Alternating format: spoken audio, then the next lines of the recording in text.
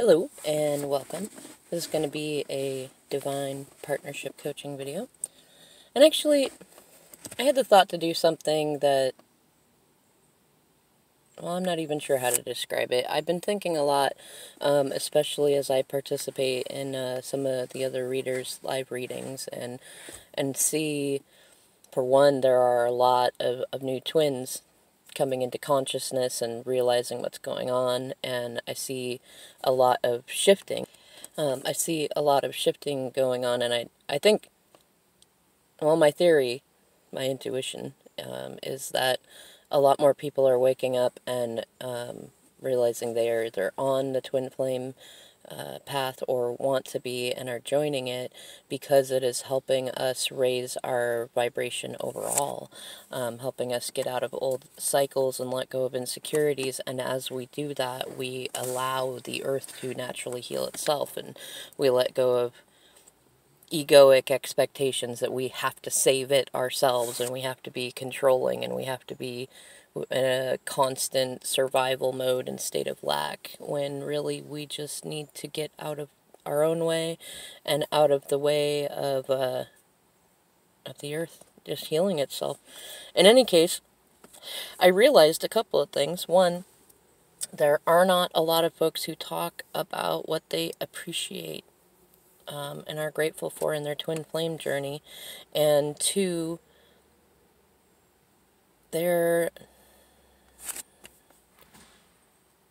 I'm going to say that what I recognize is that I've been on my twin flame journey for a lot longer than most people. It's kind of funny to realize that. And I wanted to share a little bit of that too, because I'm sure some of you might be like, who's this person? Like, why are they feeling like they want to talk about twin flame stuff? What do they have to teach me? And I mean, I recognized when I found my way to information about the twin flame journey that my DM and I were divine partners. However, I kind of assumed that we had just started it when we had our separation about 7 months ago. But I realized, actually, I've learned a lot, that we started it 20 years ago. I know a lot of you who are just starting on it. There's especially divine femmes. We tend to run into our divine masculine when they are already in a karmic relationship or marriage of some sort. And what's funny is, like, at least for me, like, when I met my DM, like, he was married, and it was a fairly toxic relationship. It wasn't all bad, but, you know, I believe they came together to bring their daughter into this world, and that's a lot of times why it'll be that two people are brought together and they don't stay together. There's something that they were supposed to do, that they signed a soul contract to do, but we're human and we have free will, and so sometimes we tend to stick around with people longer than is necessary, or we hold to human rules that either don't apply in that moment or aren't helpful, like, you know, that you have to stay with somebody if you have children with them, or, you know, or that you can't be a good father or a mother unless you are with the kid's other parent, things like that. And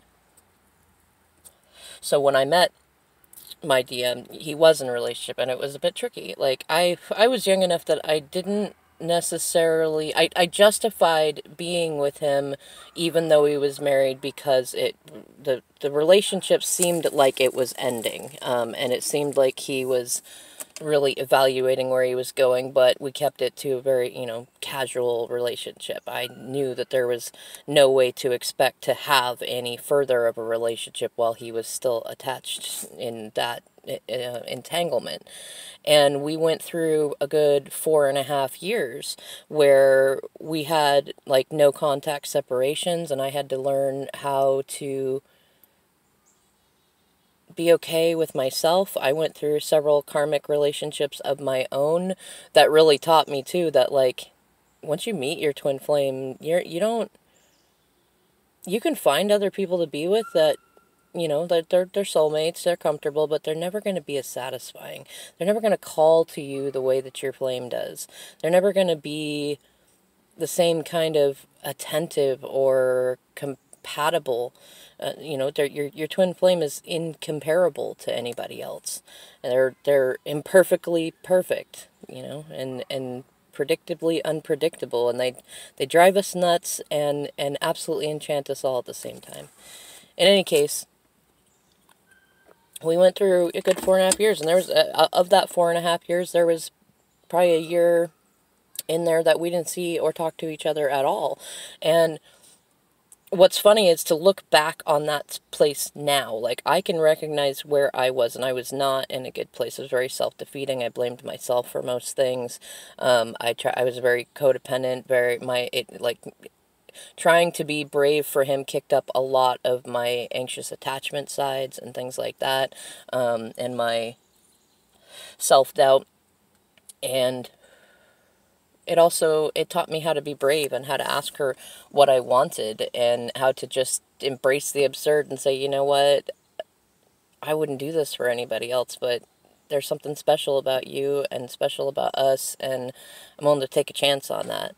And I did. I went and offered that to him one day when it looked like, well, I didn't even know, but it felt like the karmic marriage that was completed, at least legally anyways. And it's funny because then we began we hit 15 years. We've been in separation for the last 7 months, but in May we hit 15 years. And so it was about 14 and a half years by the time that we had this separation. And he said yes when I offered it to him. I didn't know if I was crazy. I felt like I could feel him thinking about me. I saw synchronicities everywhere all the time, even when we were separated for a year. And there was a lot of, am I crazy? And even, I know there were even times that he thought I was crazy, and he thought he was crazy, and I thought he was crazy, and just all this stuff going on. And over the 15 years, there was also a lot of triggering of old issues, mother-father wounds, fears of exes, needing to release exes, and us kind of holding each other in place for our mistakes. And that's what brought us to, the big separation even. And I realized over this last time that, as much as I tried to put on that he needed this time to go and really get to know himself, and to release the exes, and to keep the lessons, which is actually something he said to me. It was brilliant, release the past but keep the lessons. And I know in the past, even for both of us, like, trying to keep the lessons also meant keeping the fear and the anxiety. And, for example, like, if you go to dinner with somebody and they give you the impression that they were going to pay their half, and then when you get there, they brought guests and they expect you to pay for everybody, and you only brought enough for you because you thought that you were paying for yourself, and then you got to spend something like on a credit card or something in order to pay for everybody. And some people, the lesson they'll take from that is to always assume that you're going to get screwed, so always be prepared to get screwed. No, like, I mean, that's a fine lesson, I guess, but a more aligned way to look at it is, like, be clear about what the expectations are before you go.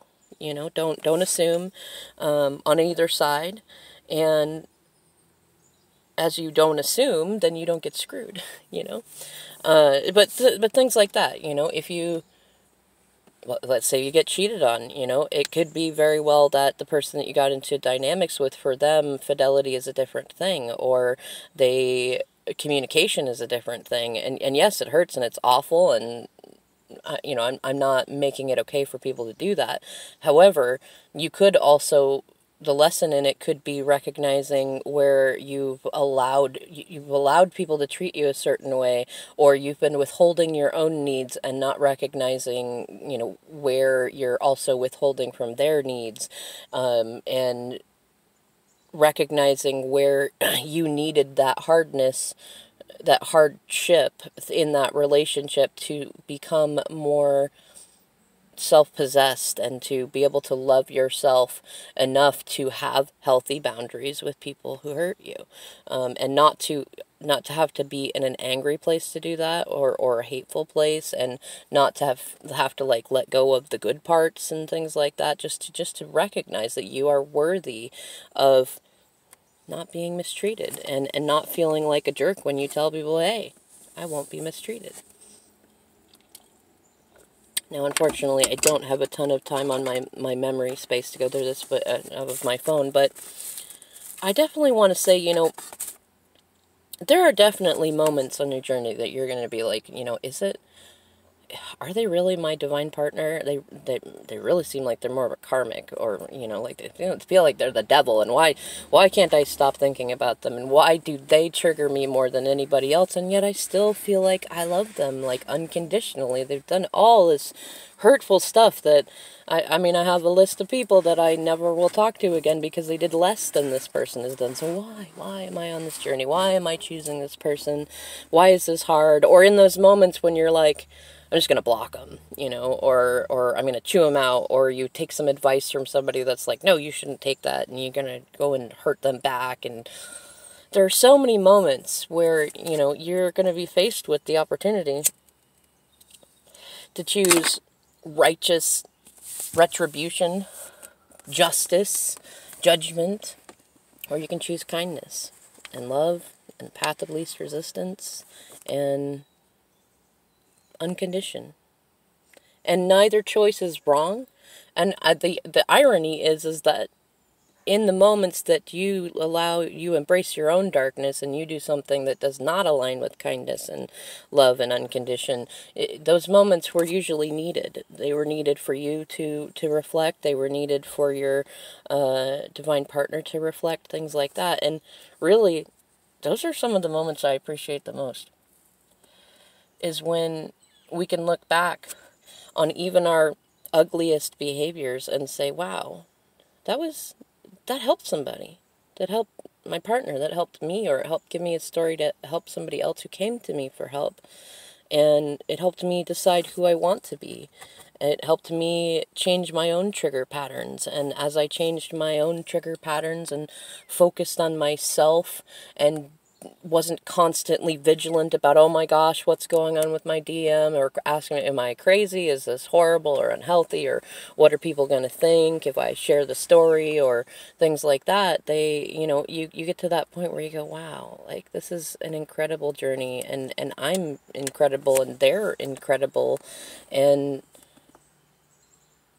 then you have those moments where you both connect in a way that like even if you, like, say you met another twin flame, like say some weird parallel realities came together and you met another one and you had incredible connections with them, it still would not be the same as the connections that you have with your divine partner and that you have there. And in it's so wonderful, even in the moments, especially if your divine partner has been the one who's been more not so sentient, and conscious of what's going on a lot of the time, like they're kind of in a catch-up cycle to you.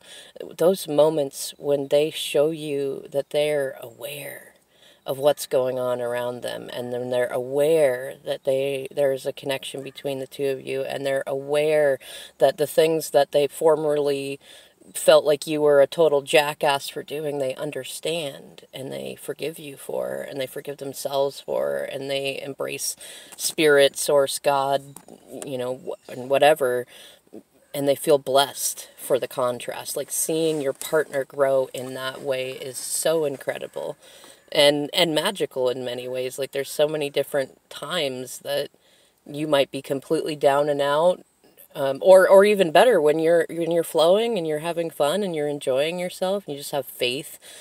You just have this like unfuckwithable faith about things, and then the magic starts to happen, and you're in a good mood and you're in alignment, and you're letting go of all attachments to the things that you formerly thought that you needed, whether physical connections or apologies or confessions or truth or fantasy or whatever it is that you thought that you needed, and you release those things, and then suddenly you start getting them, and from places that you wouldn't have expected. Like, I absolutely appreciate my DM and myself for being in this journey, because this separation has helped me to heal old family traumas that I had given up on being good. And the minute that I forgave myself and released the need to have like 3D confirmation of that stuff happening, the minute it happened, I got apologies from my dad for a whole long time of hurt. I had connections with my mom and straightened some things out. It hurts with that, and to watch my divine partner glow up even, and to be able to be there in those moments when he is feeling down and thinking, I haven't changed that much, or I'm not doing as good as I thought, or I'm stuck, and to be able to be there and recognize that, like, in the past I might have been that person that was like, I told you so, or you shouldn't have done that, or get your ass back over here. And instead being in that place of like, you know what, I don't need an agenda. I don't need to worry about this. We're always connected, and we're always going to be. And then that gives me the ability to choose who I want to be in that moment. And in that moment, I like being authentic, and I like being kind and reassuring and always there. You know, a lot of people, they if you watch any videos that are like, how to be attractive or how to get your ex back or things like that, a lot of them talk about don't be too available, and yes, there is some degree of attractiveness in somebody there's definite attractiveness if you are just genuinely busy.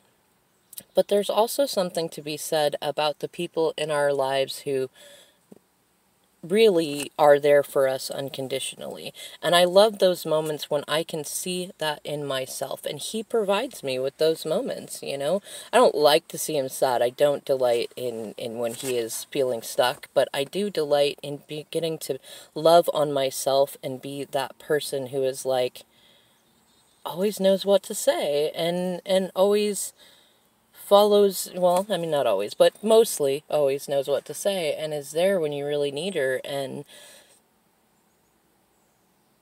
that I don't have some sort of weird, like, wishy-washy, like, I'm not here for you, I am here for you, and I can even own and admit to moments when, like, I wasn't there and I feel like I should have been. And to be that person who is just the example of everything about the way that he should have been treated before, and giving it's funny, and even, giving myself the treatment that I felt like I deserved, and then watching it come in and happen, and those moments when I can look back and say, wow, you know what, like, I was really mad because my DM kicked up some sort of drama that cascaded and tumbled and, like, created this problem with my family or with him or the kids or things like that. But then I can sit and go, wow, actually, because that was kicked up, I was put in a position to stand my ground in a healthy way, and not to overreact, and to immediately give myself grace and forgiveness, and to do so many things that I was afraid to do before, and that would not have happened if he had not triggered that moment. And then, of course, there's all the moments that we have reconnected through our journey, all the moments coming that we're going to reconnect, and the appreciation of knowing that no matter what's going on in the 3D, we have our 5D connection. It's already there. It's already unioned, and that is more magical and more satisfying and more interesting than being overly focused on what's going on in the 3D. And even coming moments, in our past, one of the things that he's always said to me is that he loves the way that I love him. And I've been thinking about that a lot, and I realized, this is one of those things. This is what he meant. Like, I have just an undying, unfuckwithable faith about him and about us, and I am I am genuinely forgiving, and like without agenda, and I make him think about things in a new way and show him kindness and just love with no agenda so much that it freaks him out sometimes. But I know that there are also those moments when he just goes, you know what? I just so appreciate this. You know, you've shown me things that I never thought were true and could exist. And even just being able to sit in the now, in this moment, even if that never happens, being able to accept to myself that that is a reality that's coming, meaning that I can allow myself to receive the success that I want and feel the way that I want, even when it's not there in front of me, and to feel worthy of that sort of praise and attention. I can tell you, 20 years ago, I was not that person. And even over the last, like, 15 years, I've become that person. And largely because of all the things that got kicked up. And it's also part of why I not only appreciate my DM, but I appreciate the karmics that have come in and out of our lives on both sides, because I wouldn't be who I am right now doing this right here and having fun with all of you and having the confidence to share just these complete absurdities, and absolutely appreciating and being grateful for this journey, the contrast and the compliment. And getting to watch all of your beautiful journeys unfold, and to get to coach people on twin flame journeys. I would never have expected or thought to do something like that so long ago. And what's great is not feeling pressured to make it all about money, and then just being supported. Just genuinely. Well, alright everybody, this video is totally long enough, but I do intend to do more videos about appreciation of the journey and lessons learned and things like that. I feel like it's helpful when people do share their journeys, and I want to put out as much appreciation and gratitude for Spirit and myself and my partner and for you guys as I can, so why not? Alright everybody, have a great day and embrace lots of absurdities. You won't regret it.